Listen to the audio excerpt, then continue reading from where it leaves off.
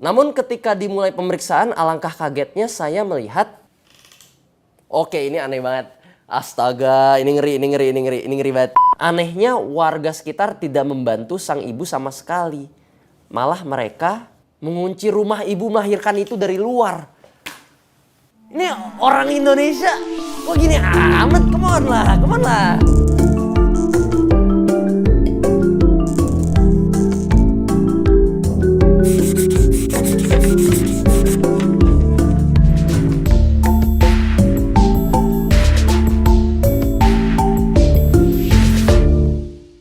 Pada tahu gak sih kalau di Indonesia doang nih ada 10.000 bayi yang datang ke dunia ini setiap harinya. Dan dari 10.000 bayi yang datang di dunia ini ada 10.000 kebahagiaan juga untuk orang-orang di sekitarnya. Nah masalahnya nih ada sosok-sosok yang paling deket dengan kehidupan baru ini tapi jarang banget dibahas. Farel Tarik di sini dan hari ini gue bakal bacain kisah-kisah yang katanya tak terlupakan bagi para bidan. Jujur ya nih, ini feeling gue ngeri sih kayaknya.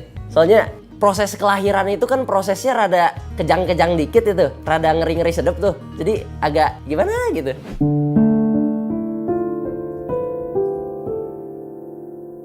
Seorang ibu yang hendak melahirkan mendatangi saya sambil menangis berteriak kesakitan. Tuh kan udah gue bilang apa ini? Ini pasti arahnya agak ngeri-ngeri nih. Oke nih, kita lanjut aja langsung nih. Terlihat mulut rahim sudah melebar hingga pembukaan maksimal 10 cm. 10 cm itu segimana sih? Segini ya kira-kira ya? Ya gue langsung lanjut aja dah, gue gak kebayang nih. Ini bukanlah tugas pertama saya, namun cukup membuat takut dan dilema. Ya iyalah, masa gak ngeri. Sang ibu ternyata, ini udah siap nih, punchline nih pasti nih. Coba kita baca. Positif terkena COVID-19. Ya GG dong. Emang bisa ya kalau ibu lahiran gitu kena COVID-19, bayinya ikut kena COVID gak sih? Ini beneran aja nih gue. Takut terisolasi, ia pulang dari rumah sakit dan datang menemui saya. Takut terisolasi. Loh, berarti ini ibu kena COVID, lagi lahiran, tapi nggak mau dicek. Bahaya dong. Coba kita lanjut. Pada saat itu COVID-19 sedang tinggi-tingginya, mempertaruhkan keadaan, saya memutuskan tindakan. Wah, ini gimana ya? Ini gue agak gak kebayang ceritanya sih. Soalnya cerita-cerita dari orang-orang, gak usah dari orang-orang lah, dari mama gue aja ya. Gue yang lahirannya normal, mama gue itu katanya jerit-jerit, terus katanya sakitnya minta ampun dan dia kapok, gak mau lahiran normal lagi. Adik-adik gue makanya semuanya sesar ya. Ini orang normal dibawa ke bidan, kena COVID dan gak mau diurus, takut untuk diurus karena takut diisolasi. Coba kita lanjut. Mempertaruhkan keadaan, saya memutuskan tindakan membantu proses persalinan. Ini yang gue heran tuh di sini, si ibunya kan lagi lahiran dan dia kena COVID.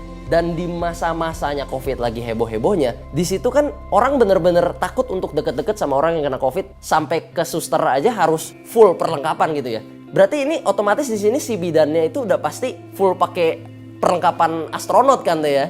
Tapi harus bantuin proses persalinan. Gimana ceritanya? Cemas rasanya, APD level 3 saya gunakan tuh kan. Tempat praktek tanpa henti disinfektan. Bahkan rapid test per 2 jam sekali. Mengingat keluarga, saya tidak berani untuk pulang ke rumah hingga 3 hari. Oh iya bener juga ya. Ini gue respect banget sih sama bidannya.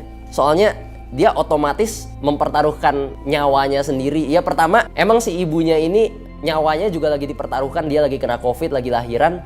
Tapi yang gue lebih respect lagi ini si bidannya. Soalnya ibaratnya itu ibu kan bukan siapa-siapanya dia ya. Dan dia juga mungkin di momen itu lagi parah-parahnya COVID, dia nggak ada kewajiban juga untuk bener-bener mempertaruhkan nyawanya. Dia sendiri bisa kena COVID, tapi dia tetap lakuin. Persalinan berjalan baik, semua lancar, hari berlalu, semua tampak baik-baik saja. Tersadar peristiwa ini membangkitkan keberanian saya. Praktek bidan saya menjadi satu-satunya yang masih buka. Menggunakan prosedur yang berlaku, saya tidak pernah berhenti membantu. The end. Oke, menurut gue ini keren banget sih. Karena di sini tuh bener-bener bidan yang biasanya keren karena ngebantuin orang lahiran, sekarang ekstra banget kerennya gitu. Dia udah bantuin orang lahiran, sekaligus nyawanya dia juga dalam bahaya. Soalnya pas lagi COVID itu tuh bener-bener banyak banget kan yang meninggal. Apalagi ada salah satu orang terdekat gue juga ada yang meninggal. Dan di situ ngeri, gak bisa dikunjungin juga. Jadi udah ini respect. 100% respect untuk bidannya. Kita lanjut ke cerita kedua kali ya.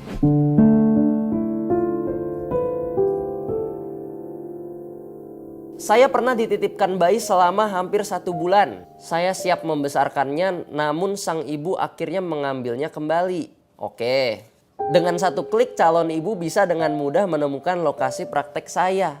Tak jarang saya mendapatkan banyak pasien dari berbagai tempat. Salah satunya calon ibu yang merupakan sekretaris dari sebuah perusahaan. Oke, berarti ada duit dong nih sekretarisnya. Oke, kita catat ya nih. Ia datang bersama bosnya dengan niat ingin kontrol dan USG. No comment, gue no comment, ketawa aja. Lalu tadi sangka sang bos justru pergi begitu saja meninggalkan sekretarisnya yang sedang hamil ini. Ini bos-bos genit sekretaris aduhai ini biasanya ya. Aduh. Oke, kita lanjut aja dulu kali ya. Ia tidak memiliki buku pemeriksaan sama sekali. Ketidaktahuan akan historis kehamilannya akan membawa beragam resiko. Beragam kondisi yang bisa saja terjadi. Terburuknya adalah saya tidak tahu penyakit dan virus apa yang mungkin terdapat pada sang ibu. Namun ketika dimulai pemeriksaan, alangkah kagetnya saya melihat, oke, ini aneh banget. Astaga, ini ngeri banget. Gue bacain dari sebelumnya ya biar gak kelewat nih. Jadi tadi dibawa ke rumah sakit untuk periksa bayi sama bosnya. Terus pas dicek takutnya ada penyakit dan lain-lain. Dan ternyata kepala bayi sudah berada di mulut rahim. Gimana ceritanya? Ini jujur ya, gue gak pernah denger kayak ginian. Oke, kita baca lagi. Sebagai seorang bidan saya merasa bertanggung jawab atas persalinan ini. Ini bukan sebuah diskusi lagi. Jadi pada saat itu saya mengutamakan kemanusiaan. Meskipun harus berjuang seorang diri, pada akhirnya sang ibu berhasil melakukan persalinan normal. Kondisi bayinya, bayinya dalam kondisi sehat. Oke, aman. Hubungan saya dan sang ibu tidak sampai di situ saja. Saya kerap menanyakan kondisi bayi karena saya mencurigai. Oh iya, ini karena ibaratnya kalau dari seks bebas gitu kan biasanya. Ini kan pasti nyambung-nyambungnya ke seks bebas ya nih. Itu kan bisa kena penyakit. Nah itu penyakitnya juga setahu gua itu bisa diturunin ke bayinya. Oke, kita cek kondisi bayinya. Karena saya mencurigai kondisi bayinya si kecil tidak diinginkan dan benar. Sang bos yang mengantar dan langsung meninggalkan sang ibu pada saat melahirkan adalah ayah dari sang bayi tersebut. Oke, ini gue udah terduga sih. Namun bayi ini bukanlah dari yang direncanakan, bahkan tidak ingin diketahui keberadaannya. Ada momen di mana sang ibu bercerita pernah meninggalkan sang anak di kamar hotel dari sore hingga malam. Oh, jadi ternyata si sekretarisnya juga ninggalin bayinya. Gua kira bapaknya doang yang gak peduli. Ini bapak ibunya kagak peduli satu paket gini. Gimana ya? Ini bayi, gua gak tahu ini bayinya umur berapa sekarang. Tapi kalau lu udah gede sekarang, kalau kamu udah gede, kuat-kuat ya. Ingat, orang tuamu memang mempengaruhi masamu yang sekarang. Tapi mereka tidak menentukan isi dari jati dirimu. Jadi lu masih bisa survive. Semangat, oke? Diselimuti rasa iba, saya menekan sang ibu dan sang ayah untuk memutuskan apakah ingin membesarkan bayinya. Karena saya sudah berniat ingin membesarkannya. Oh, keren sih bidan. Gue lanjut baca aja dulu sampai akhirnya. Namun pada akhirnya sang ayah memutuskan untuk mengakui anaknya dan sang ibu memutuskan untuk merawat anaknya. Menjadi bidan bukan sekedar membantu proses persalinan, tapi juga menolong atas rasa kemanusiaan. Oke, dari cerita ini gue ada 2 pesan nih ya. Yang pertama buat orang tua ya nih, bapak bos, ibu sekretaris ya. Kalian kan manusia ya. Dan ini yang keluar dari perut si sekretaris, ini juga bayi itu manusia juga gitu ya. Dan dia ntar udah gede bakal punya perasaan gitu. Dia bayi gitu, bukan umbi-umbian gitu, bukan gitu. Jadi tolonglah, yang bener aja ini anak bro, pakai dikit gitu. Kalau buat bidannya, gue salut banget sih. Yang gue tangkap dari sini ya, ini bidan tuh seakan-akan dia ngerasa kalau dia juga punya tanggung jawab sama anak yang keluar gitu, sama anak yang lahir. Padahal dia bukan siapa-siapanya, dia kenal juga kagak mungkin ya. Tapi bisa-bisanya dia pengen nyelamatin nih anak. Gue punya satu pertanyaan nih buat kalian bidan-bidan. Kalian bidan tuh sama anak yang kalian bantu di proses lahiran, kalian tuh biasa jadi ngerasa ada ikatan tersendiri gitu ya. Mungkin jadi kayak ngerasa jadi ibu kedua atau bapak kedua. Karena jujur aja kalau gue ada di posisi kalian bidan gitu yang tadi bantu ngelihat ada keluarga yang kacau gitu, bayinya gak jelas, belum tentu loh gue mau gitu dengan tangan terbuka sini aku urusin anaknya gitu, belum tentu loh. Jadi respect banget buat kalian bidan-bidan, respect banget.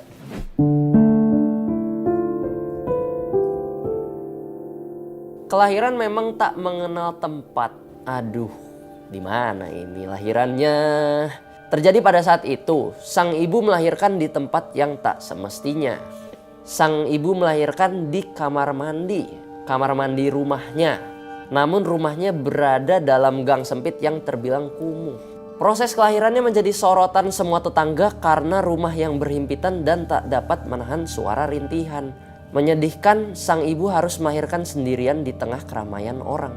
Oh, jadi dia bener-bener ngelahirin sendiri tapi banyak penonton gitu ya. Udah kayak TV show gitu ya. Saya mendapat panggilan dari para tetangga dan ketika saya sampai, bayinya sudah lahir. Oke, jadi bidan sampai di tempat, bayi udah keluar nih ya. Anehnya warga sekitar tidak membantu sang ibu sama sekali. Malah mereka mengunci rumah ibu melahirkan itu dari luar. Ini orang Indonesia kok gini amat? Come on lah. Ini kacau ini. Saya tidak mengerti kenapa itu bisa terjadi. Saya juga tidak mengerti Bu Bidan gitu. Astaga, jadi benar-benar ditontonin loh ya. Gue kira tuh tadi kerubunginnya gitu bareng-bareng gitu. Ini kagak loh. Ditontonin loh. Dikira topeng monyet gitu. Itu bukan, itu ibu lagi lahiran loh. Tanpa basa-basi saya langsung dibukakan pintu oleh warga. Dikirain ditahan-tahan dari luar, gak boleh masuk gitu. Enggak ya. Saya bersama warga kaget mendapati sang ibu yang sudah tergeletak di kamar mandi bersama dengan bayinya. Saya membantu menggunting tali pusar, menjahit robekan. Itu hal yang biasa saya lakukan kepada ibu yang baru melahirkan. Tapi kali ini berbeda. Kayaknya udah gak ada nih ibunya, feeling gue. Saya melakukannya tanpa penerangan di kamar mandi. Oh, jadi saya harus menggunakan senter HP. Memang mengkhawatirkan. Saya hadir membantu hingga kondisi dapat dikatakan aman dan membaik.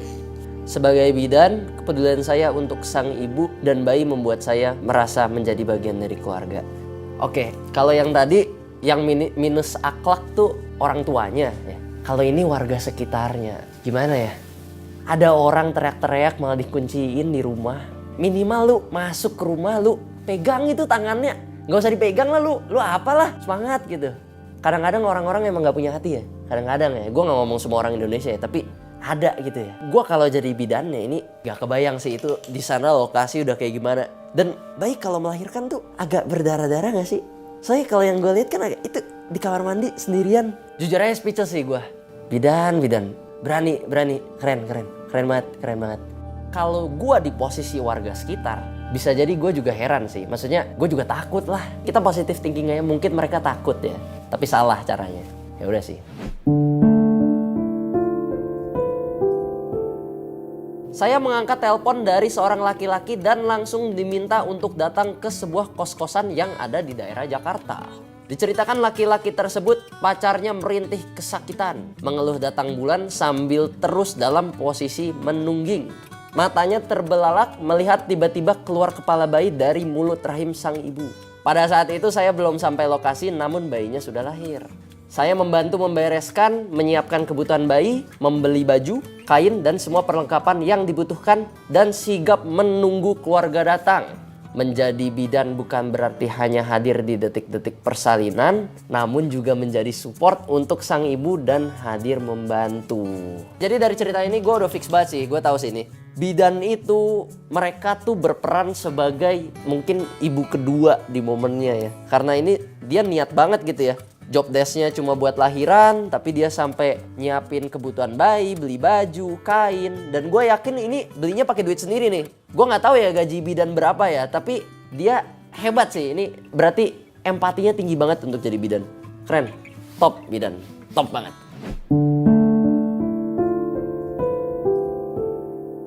Banyaknya lahiran di malam hari, musim hujan dan mati listrik adalah benar adanya.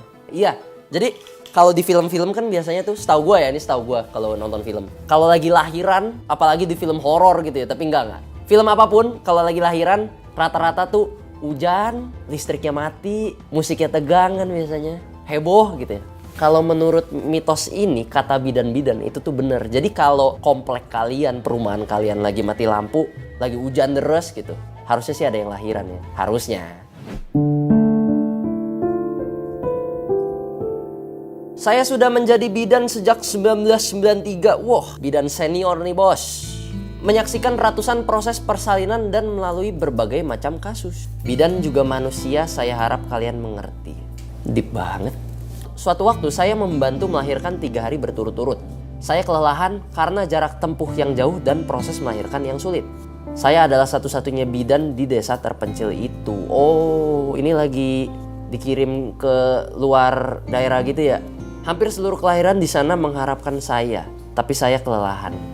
Kesian sih. Gue nggak pernah mikir sampai segitu jauhnya ya. Ya apalagi ini di daerah kayak misalkan di Papua gitu, atau di Kalimantan, Sulawesi, atau mulai di desa-desa gitu. Ibaratnya ini ada satu bidan aja kewalahan, gimana kalau nggak ada bidan ya? Malam itu ada yang datang ke klinik saya untuk meminta pertolongan. Namun saya mengunci pintu. Oh, oke. Aduh, kena nih, nusuk nih di hati nih. Dan mereka harus mencari bidan di lokasi yang lebih jauh. Ini cerita ngegambarin banget ya seberapa capeknya bidannya. Sampai-sampai dia harus ngunci pintu. Berarti nggak diladenin ya. Gue yakin ya, itu di dalam rumah dia ngunci pintu kan tuh. Itu juga bukan dengan hati yang bangga gitu, dengan ini waktu gue libur juga kagak sih. Gue yakin nangis ini ya. Gue jadi dia, gue nangis kebayang-bayang sini. Ada orang minta pertolongan, kita mau bantu tapi kita capek banget. Mantap. Pemeriksaan kehamilan gratis tak membuat para ibu ingin atau merasa berkewajiban untuk memeriksa kandungannya. Malu ini, biasanya malu nih. Nggak mungkin kan mager, nggak mungkin ya. Saya pun bingung, apa mereka tak ingin mengetahui bagaimana keadaan dirinya dan bayi dalam kandungannya. Mereka justru sangat berani untuk baru datang memeriksakan kandungannya saat sudah mendekati proses persalinan atau bahkan saat persalinannya itu tiba. Tak sedikit dari mereka yang datang seperti itu dalam keadaan gawat darurat. Jujur saya sangat miris dan prihatin. Iya, ini yang gue tangkap dari sini ya.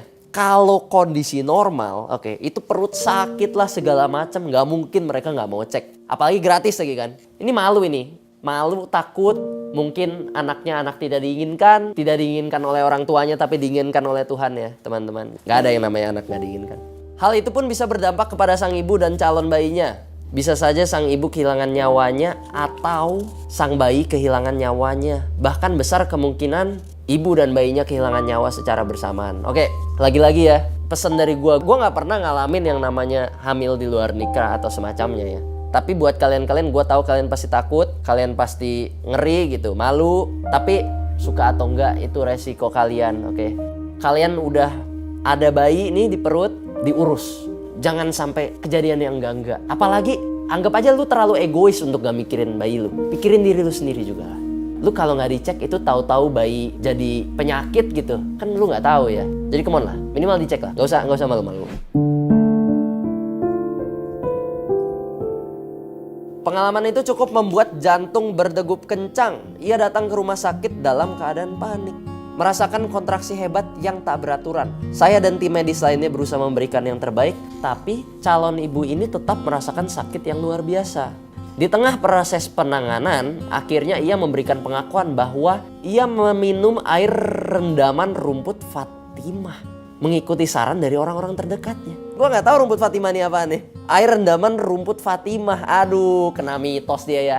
Ini sangat mengkhawatirkan. Rumput Fatimah dikenal memiliki efek yang kuat. Rumput Fatimah bisa membuat kontraksi hebat pada rahim dan bisa sangat membahayakan jika digunakan atau dikonsumsi dengan dosis yang tidak tepat. Anda dapat kabar minum rumput Fatimah dari mana? Lu sakit, lu minum obat, bukan minum rumput Fatimah. Mengetahui hal itu, saya dan tim medis lainnya kembali mengecek keadaan ibu dan janinnya. Semua sontak terkaget setelah melihat hasil ceknya. Apa ini hasil ceknya? Mari kita cek. Betapa kuat dan tidak teraturnya kontraksi yang dialami sang ibu. Keadaan janin pun sudah masuk dalam kategori gawat darurat, harus segera diambil tindakan cepat. Berjalannya waktu, kondisi janin justru semakin tak membaik. Akhirnya diputuskanlah untuk dilakukannya tindakan operasi sesar darurat. Adik gue nih di sesar nih. Tapi dulu mama gue kagak minum rumput Fatimah ya teman-teman ya. Kagak. Sang suami pun tergoncang mengetahui keadaan istri dan calon bayinya. Bagaimana tidak? Ini adalah penantiannya dan sang istri selama 7 tahun lamanya. Udah nunggu 7 tahun minum rumput Fatimah. Saya masih bisa merasakan betapa kuatnya emosi di dalam ruangan operasi itu. Setelah tindakan operasi dilakukan, sang bayi akhirnya berhasil dilahirkan. Bayi sehat dan bisa bernafas normal. Wajah haru, lega, dan bahagia mewarnai ruangan operasi pada saat itu. Ya, pesan moralnya gak usah minum rumputan gitu. Lu mending minum jamu. Gak usah dah. Lu mending minum air putih. Gak tahu dah gue. So tau gue. Ya udahlah, lanjut lah. Gak usah minum aneh-aneh lu. Kak, gimana sih tadi abis baca cerita-cerita bidan yang paling berkesan tuh yang mana dan kenapa? Kalau gue paling kaget ya nih, gue lebih lihat ke sisi kemanusiaannya sih. Yang bagian ada ibu lahiran tapi dikunci di dalam rumah terus semua orang nontonin. Aduh, udah kayak nonton sirkus tau gak sih? Gimana ya? Kita sebagai manusia kalau kita lihat ada orang di depan kita lagi kecelakaan aja gitu ya, pasti ditolong kan. Ini jangan dikunciin gitu loh, minimal elus-elus gitu palanya, diapain kek terserah lah. Setelah baca cerita-cerita itu, kan sebelumnya mungkin mikir bidan tuh kayak gini. Terus setelah baca cerita itu, ada perubahan nggak perspektif tentang bidan tuh kayak gimana? Ada nggak? Ada dong. Jadi sorry banget ya nih, tadinya oke, dan gue minta maaf. Gue kira tadinya bidan tuh malah yang lebih nggak profesional. Gue kira bidan tuh kayak sistem bawahnya dokter aja gitu. Tapi setelah gue baca ya, dokternya aku aja pas aku lahiran, aku kagak tahu namanya siapa gitu, kagak pernah muncul orangnya. Sedangkan ini bidan-bidan dengan sukarela mereka nawarin pengen jadi orang tua asuhnya. Aduh, keren sih, keren. Bidan ternyata keren banget. Ya pokoknya terima kasih untuk para bidan di luar sana ya. Terima kasih udah bantu nih bawa kebahagiaan baru setiap harinya. Selamat Hari Bidan Nasional. Yeah.